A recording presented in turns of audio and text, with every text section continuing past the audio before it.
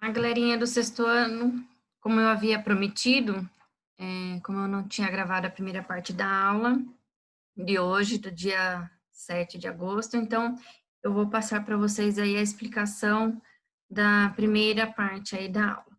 Então, nós começamos aqui com esse quadrinho, Conhecendo os Seres Vivos, né?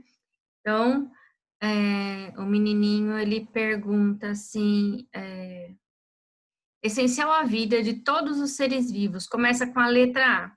Como você não conseguiu errar essa? É óbvio que é água. O que você colocou na prova? E o menininho colocou amor, né? Vamos dizer aí que ele é um menininho do primeiro ano do ensino fundamental. Então, ele ainda não tem esse conhecimento, a mesma visão que a gente tem. O pai dele, que é um adulto, já sabe que a gente precisa de água para sobreviver. Durante a aula, alguns colegas falaram ar, né? Alimentação também começa com a letra A, né? Também é importante para a sobrevivência. Mas dentro do contexto que a professora deve ter explicado, a resposta aí seria água, né? A água é extremamente importante para todos os seres vivos, né? Sem água a gente não sobreviveria, né? Então, tem aí as três perguntinhas. Que resposta você daria à pergunta feita no primeiro quadrinho, né? Então, teve aí ar, teve alimentação, tivemos aí outras respostas, né? Você acha que todos os seres vivos precisam de água? E do que mais os seres vivos precisam para sobreviver, né? Então, sim, né? Todos os seres vivos precisam de água para sobreviver. Todos precisam também do ar, precisam aí da alimentação. O ar, ele vai, o oxigênio, ele vai fazer aí reações químicas com os nutrientes dos alimentos. A água vai ajudar a distribuição dos alimentos, ajuda a regular a temperatura, ajuda aí a eliminar toxinas do nosso corpo, né? Por que Armandinho disse que os seres vivos precisam de amor? Porque ele estava pensando aí na relação humana, né? Nós precisamos de amor, porque com amor a gente se ajuda, a gente se auxilia, né? E ele deve ter pensado na família dele, né? No gatinho, no cachorrinho, que ele ama os seus bichinhos. Então ele disse amor. Mas quando a gente trata aí do reino animal, do reino vegetal, né? De outros seres vivos, essa relação de amor não existe, né? A relação amor, essa relação de sentimentos, ela é própria aí do ser humano, ok? Características dos seres vivos, né? Estima-se aí que existe 9 milhões de espécies de seres vivos, né? Uma grande diversidade biológica, mas pode ser que seja muito mais do que isso, pode chegar aí aos 10 milhões, uma vez que existem muitas espécies de seres vivos que ainda não foram identificadas, não foram aí catalogadas, né? Aqui na imagem a gente vê o ser humano, na pontinha aqui do dedo tem uma joaninha, se vocês olharem aí com atenção na apostila, né? Espécies diferentes de plantas, então só aqui a gente consegue perceber aí essa diversidade, essa variedade de espécies que existe de seres vivos, né? E o que a gente precisa, né? Como é que ocorre isso, né? Todo ser vivo tem aí um ciclo de vida, que é o que a gente vai estudar. Nesse ciclo de vida, você nasce, você cresce, né? Você se reproduz e envelhece e morre. Todo ser vivo acontece dessa mesma forma. Mas para que tudo isso aconteça, é necessário energia. E essa energia a gente consegue aí a partir dos nutrientes da nossa alimentação, tá? Ciclo de vida. O ciclo de vida, ele é extremamente importante em todos os seres vivos, tá? E cada ser vivo vai ter aí um ciclo de vida diferente, tá? Todos têm essa questão de nascer, se desenvolver, reproduzir e morrer, mas cada um vai acontecer de um jeito diferente, ok? E a gente tem o exemplo de uma borboleta, né? Então, a borboleta, quando ela estiver no seu estágio reprodutivo, ela vai colocar os ovinhos vão eclodir, dando origem à larva, né? Que é a lagarta. Ela vai se alimentar durante um determinado período, depois ela vai se fechar dentro de um casulo até chegar aí na sua fase adulta. Esse tipo de transformação, de metamorfose, também acontece aí com alguns insetos, né? Com pernilongo, por exemplo, né? Com a cigarra, por exemplo. Então, tem alguns animais que passam por esse processo. No caso dos anfíbios, por exemplo, também tem um estágio de larva. Ele coloca os seus ovinhos na água, porque são ovinhos que não têm casca dura, ele é gelatinoso. Esses ovinhos vão se desenvolver, vão virar os girinos, que seria o estágio larval, até que ele consiga desenvolver as patinhas. Depois que desenvolve as patinhas, aí eles saem da água, perdem a cauda e vão aí para a terra, né? Então, como eu estava dizendo, a reprodução dos seres vivos, elas podem ocorrer aí de duas formas. Pode ser de maneira sexuada ou de maneira assexuada. Quando a gente fala aqui de maneira sexuada, as pessoas já pensam em sexo, não tem nada a ver com isso. Quando a gente fala em ciência, quando a gente fala em reprodução sexuada em ciência, a gente está falando de troca de material genético. O que é esse material genético? É o DNA, né? Quando você tem aí a troca desse material genético, que são os gametas, tá? Que são células aí que a gente chama de células reprodutoras, são células masculinas, que é o espermatozoide, células femininas, que é o óvulo, que vão se juntar para dar origem a um novo ser. No caso da reprodução assexuada, isso não acontece, né? Um ser vivo, ele vai dar origem a um novo ser vivo que vai ser exatamente igual, idêntico, não tem aí nenhuma variação genética. Isso acontece principalmente nas bactérias, em alguns fungos, nos protozoários, né? Já a sexuada, ela vai acontecer nas plantas, no reino animal todo, né? Dessa forma que vai acontecer.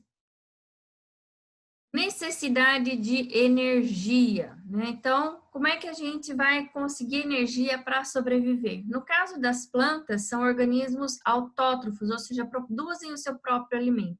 Então, aqui na imagem a gente já consegue perceber. A plantinha, ela vai precisar de gás carbônico que ela vai absorver do ar, do ambiente. Ela vai precisar de água e nutrientes que ela vai absorver através das suas raízes e vai precisar da energia do sol. Então, dessa forma, ela vai produzir a glicose, né? Aqui, ó, ela produz a glicose, que é o seu alimento. E com a glicose, quando ela produz a glicose, ela libera no ar também o quê? O oxigênio, tá?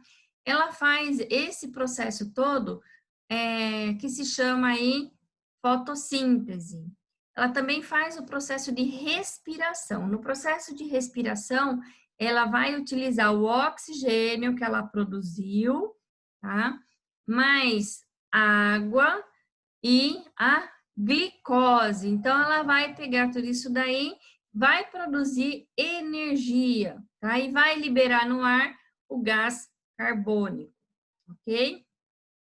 No caso dos organismos heterótrofos, que aí tem o ser humano, tem a vaquinha, algumas bactérias, fungos, protozoários, né, vários animais, né, gato, cachorro, papagaio.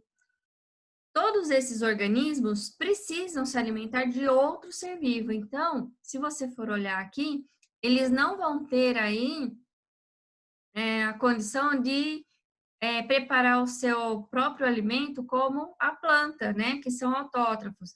A vaquinha aqui, nós seres humanos, nós precisamos nos alimentar de outros seres vivos para a gente conseguir os nutrientes que nós precisamos para a gente sobreviver, ok? E olha aqui, ó, a planta precisa de água, o ser vivo, né, a vaquinha precisa de água, nós precisamos de águas para sobreviver, tá? Reação a estímulos. Aqui a gente tem uma plantinha que se chama planta dormideira, né? Quando você, ou sensitiva, quando você encosta nela, ela fecha suas folhinhas, tá? Ela tem essa sensibilidade ao toque. E ela faz isso para se proteger dos predadores, tá? As plantas, alguns animais vão ter diversas respostas aí em relação a um estímulo. Por exemplo, quando está frio, nós ficamos arrepiados. Isso é um estímulo em relação à temperatura, né?